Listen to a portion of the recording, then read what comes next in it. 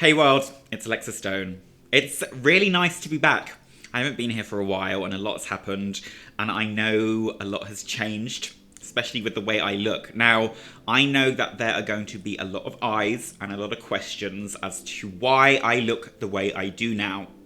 Before we dive into that, I just wanted to talk about where I'm at and what you guys have been seeing over the last few months whilst I have been away from the cameras, recharging, healing, and working on some things behind the scenes. Since I last saw you, we launched a brand new Sensorium product, which was really fun to be involved in. It's a really beautiful product, and I'm so excited for you guys to continue to inspire me by showing me what you guys do best as artists, which is just blow my mind. It's been such a surreal experience going from working with makeup brands and dreaming of having your own makeup brand to now having one. So if you guys are not aware, you can follow Sensorium Beauty across all social media websites. I also did Doubtfire, which was a dream come true. I will talk about that in more detail further down the line. But again, if you've not seen that, you can find that beautiful video featuring Balenciaga on my YouTube channel. Now, the elephant in the room. I obviously look very different to when you last saw me, and there's a lot of questions. I think people are very much drawn to what I do and my channel and the way I look because I've always been an advocate for not only cosmetic surgery, but achieving your own idea of beauty, no matter what that is, and I am going to talk about that in this video. Now, I asked you guys directly if you had any questions because I thought that would be a lot easier than me rambling on. So let's dive in with some questions. Now, the most frequent question is, of course, why? Why the change? Why cosmetic surgery? Now, over the years, I have very much been attracted to this alien-like face and aesthetic in everything that I do. And I think the way that I wanted to showcase my world was a direct reference to how I was feeling internally, which translated on everything that I did. When you have an online platform, you open yourself up for scrutiny and people really get to direct your life and narrative. I acted in a certain way that made me feel like an alien and often like a monster. And for the last 11 years, that's very much how I felt and very much what I've been told I am, is an alien. Because the way I think is different, people don't understand where I'm coming from, and this was, I guess, encouraged by a diagnosis I received when I was 19. Now, 11 years later, I have been talking a lot about going through a transitional period in my life, and that is very much where I'm at mentally. Long story short, I was misdiagnosed for 11 years and treated for something that turns out I don't have. And it affected me in so many ways, and my image was a direct outcome of this. So I wanted to strip it back. I wanted to take off that mask and that protective layer that I had used as a comfort blanket. And look, I'm not delusional. I am very aware of how I looked. I knew what I was doing. When you have the ability to transform into anyone with just the power of makeup, trust me, I know my face. I see it every day in the mirror, and I was very aware. So when I had comments reinforcing that I was a botched monster, you already were repeating something that I knew. So I took some time away from social media when I did Doubtfire, and this is where I'm at now. I've taken the mask off and I feel a lot more human and I feel a lot more me. Now, this isn't drag for me. How I am presenting to the world now is how I feel. It's the inside reflecting the outside, and I really hope, if anything, people are just a little bit kinder, because it's been really tough over the last few years of reading comments every single day about the way I look, because you can have thick skin, but it really does reinforce those self-loathing and insecurities. So look, I know what the social media is like, I know what the internet's like, I know you're not going to please everyone, and I've got to a place now where I am okay with knowing that I'm not everyone's cup of tea. And despite having a good heart and knowing my best interest, there are some people that just aren't going to be on board with it. So that disclosure aside, let's move on to the next question. What is your goal whenever you do one of these crazy reveals? Now, I know the reveals that I've done in the past have very much been shock factor. And I always get asked, what would you do that's more shocking than the infamous plastic surgery project?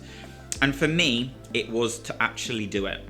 Now, there are going to be some people that don't believe this. There will be some people that believe I've been wearing tapes. There'll be some people that believe that I'm not even Elliot or Alexis.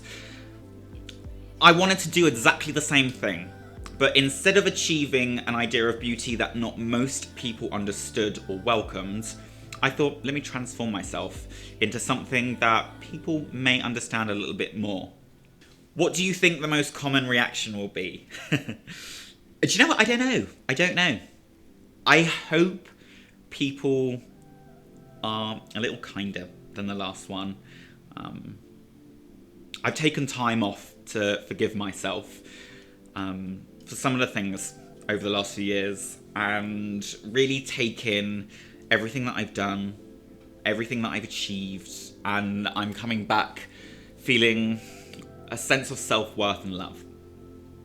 A question I knew that was going to be asked was, how many procedures have I had done? Now, I'm not going to disclose. I've had a lot of work done. It might not look like it, but when you pursue filler and volume, there's a lot of work that you have to do to remove that and refine it and pull it back and lift it and deep tissue work. So I have had the last couple of months off. I am still healing underneath all of this, but maybe at a later point I'll talk about that. But I don't want someone's appearance to be a list of before and after procedures. This is me now, and this is how I would like to be known. Did you feel like you needed to do this for yourself? Absolutely. I did Mrs. Doubtfire for myself, and of course with the ethos behind it that I wanted to make everyone laugh, but this was me. This is me. This is me. Do you feel beauty is ever changing in regards to yourself? Is this your final form?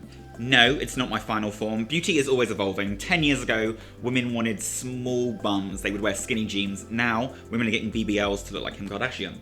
Beauty standards are always changing, and my idea of beauty is always changing. So in the next 5 to 10 years, we'll see where I'm at.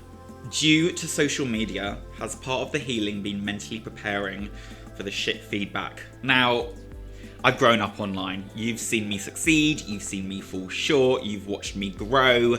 A big part of that is social media and the negative impact as well as the positive impact. And I've got to a place now with almost 1 million supporters.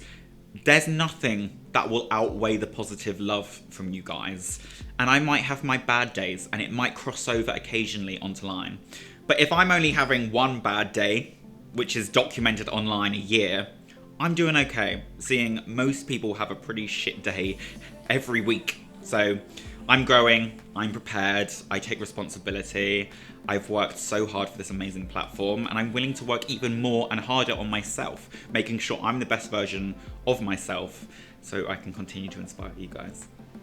Are you happy? Do you know what? This is the first time in my life that I'm excited to live. And I get excited waking up every day.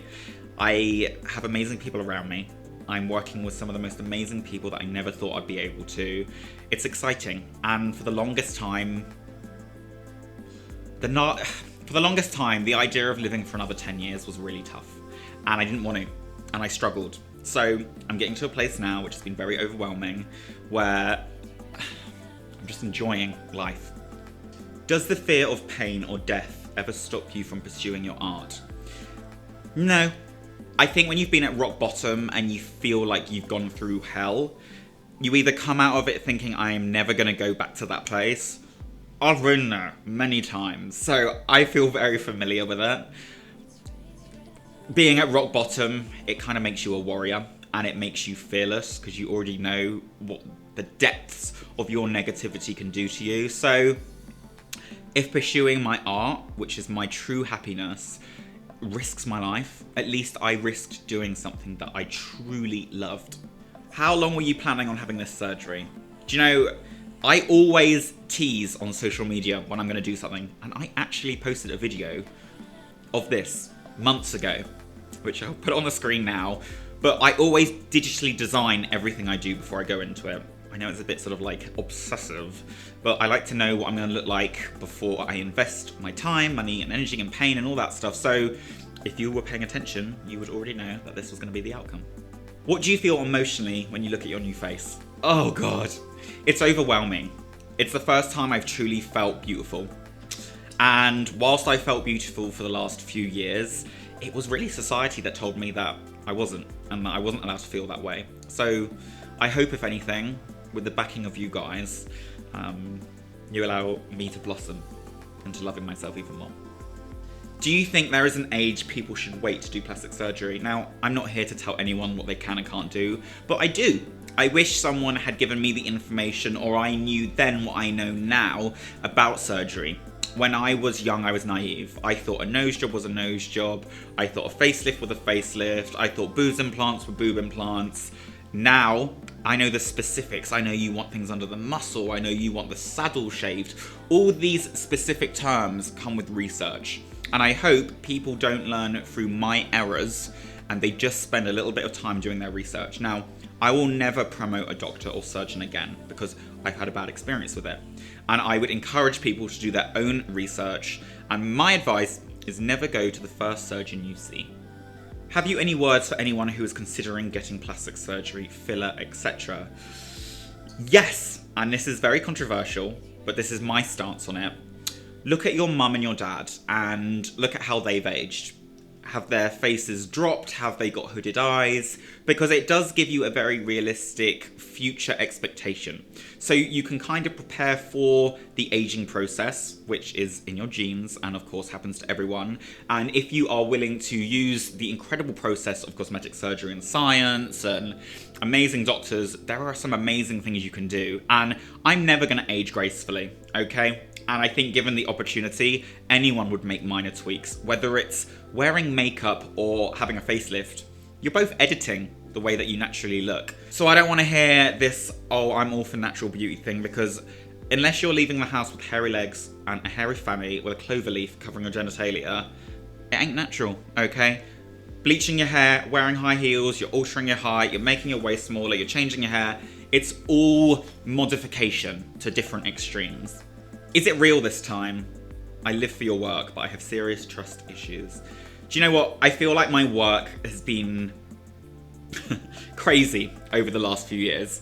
And I hope, if anything, that blurring between what's real and what's not leaves you guys guessing and creates a conversation and a dialogue, because that's what good artwork should do. Look, I could talk for hours, guys, and in the future, we will sit down and talk in more detail. This is the first time I've been excited. My career's changing, my life, my happiness. You guys really do encourage me every day to wake up and feel positive. You guys have showered me with love and support over the years, and I'm so incredibly appreciative of it. I hope we can continue to move forward and blossom. I've grown up on the internet, and that's never going to change, and I'm so excited to live life with you guys, following me, being a part of my journey, being a part of Sensorium, being a part of the fantasy, and blurring the lines between what's real and what's fake. Now, until next time, stay safe, and I shall see you very soon.